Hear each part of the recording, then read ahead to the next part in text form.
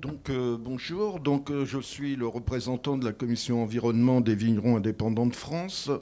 Le syndicat a une vocation à la fois de promotion et de défense syndicale, pas particulièrement en bio, mais sur l'ensemble des points syndicaux, nous sommes actifs.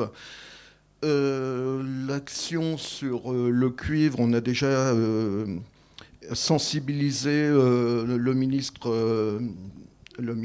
Jacques Le Foll, alors j'ai perdu son prénom, Stéphane Le Foll, le 8 mars 2018 par un courrier en disant qu'il y avait un danger sur l'utilisation du cuivre, que malgré les réductions précédentes où on était, il faut le rappeler, autour de 40 kilos dans les années 50 d'utilisation moyenne, on avait baissé à 6, que chacun d'entre nous faisait l'effort d'en utiliser encore moins, mais qu'il était important de garder ces doses pour pouvoir fonctionner sans mettre en péril la viticulture biologique. Le 23 janvier 2014, il y a eu un courrier aussi, en 2018, un courrier commun avec l'ensemble des syndicats, avec les syndicats bio, mais aussi les syndicats généralistes, FNSEA, Coordination Rurale, etc., qui demandaient la même chose, le maintien à 6 kilos lycée. Voilà. Et on a mis aussi en avant la CEVI, qui est la Confédération européenne des vignerons indépendants, pour sensibiliser au niveau de l'Europe pour un maintien des doses actuelles du cuivre, c'est-à-dire 6 kilos lycée.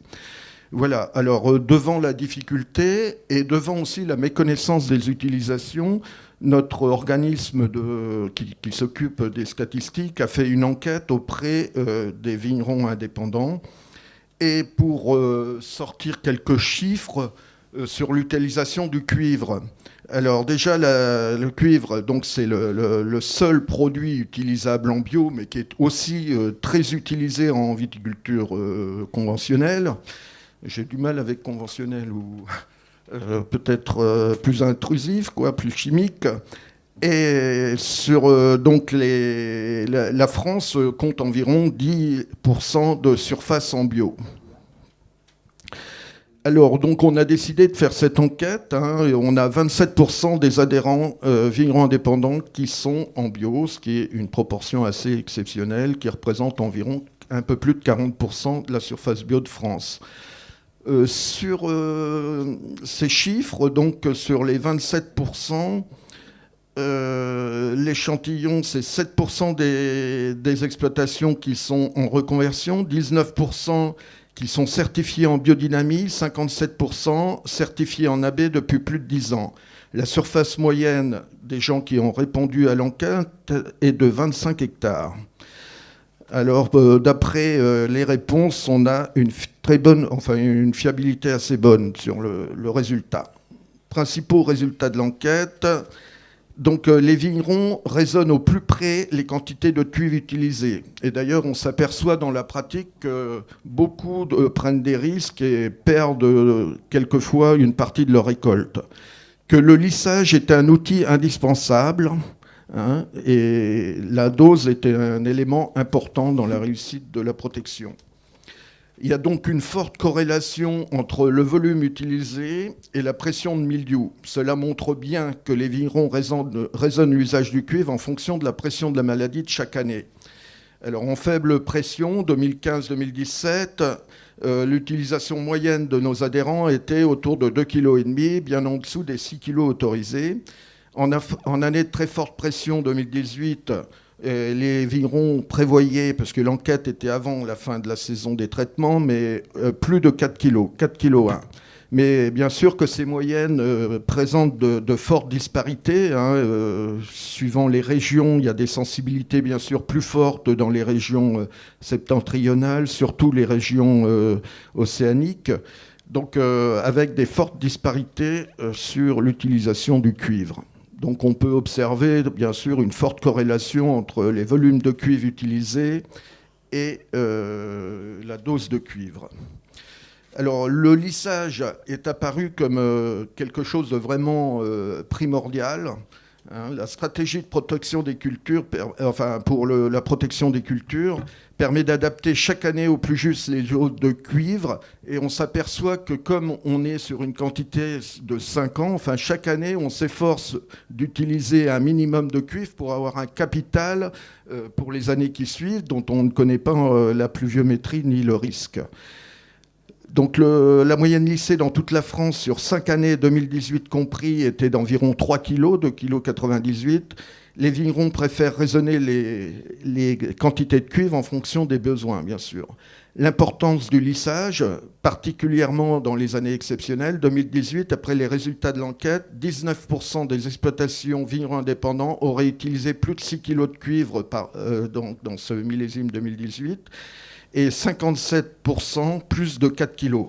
Donc, avec les 4 kg actuels, le lissage s'avère indispensable pour le maintien en agriculture biologique. Sans lissage, ce serait autant d'exploitations, c'est-à-dire environ 20% qui seraient obligés de sortir de la viticulture biologique. Donc, 20% de l'échantillon a une moyenne lissée supérieure à 4 kg. Cela impacterait bien sûr des exploitations dont la moyenne de la surface est de 37 hectares, ce qui signifie que ce sont souvent les plus grandes exploitations qui seront les plus impactées.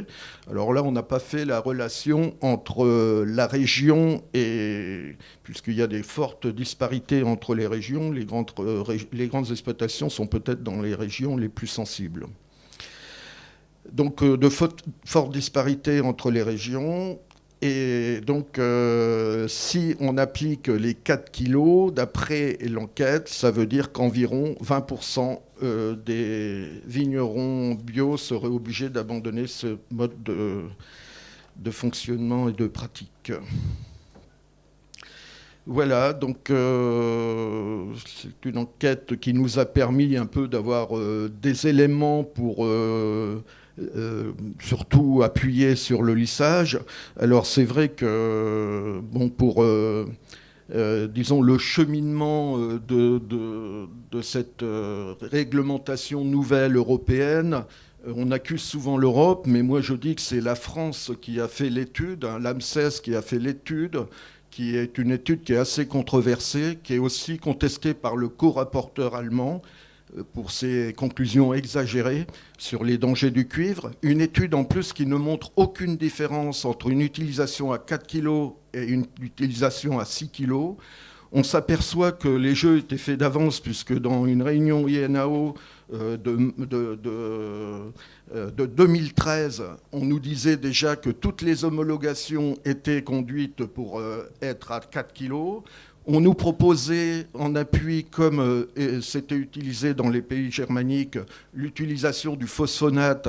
Et il était question d'autoriser le phosphonate en bio, ce que la commission bio-INAO a refusé à l'unanimité. Il faut savoir que les phosphonates, ce sont des produits de synthèse, des produits qui laissent des résidus dans les vins, qui laissent des résidus dans les sols, des résidus qui sont actifs sur plusieurs années.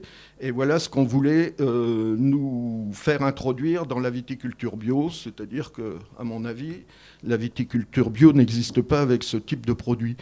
Donc voilà, on a, comme disait Patrick, un peu l'impression d'être sur un coup monté, programmé pour culpabiliser le cuivre. Et c'est peut-être le seul point critique de la viticulture biologique. Et donc c'était le point qu'il fallait mettre à plat et un peu s'en servir pour culpabiliser tout un pan de la viticulture qui, quand même, au niveau environnemental, a fait ses preuves. Voilà.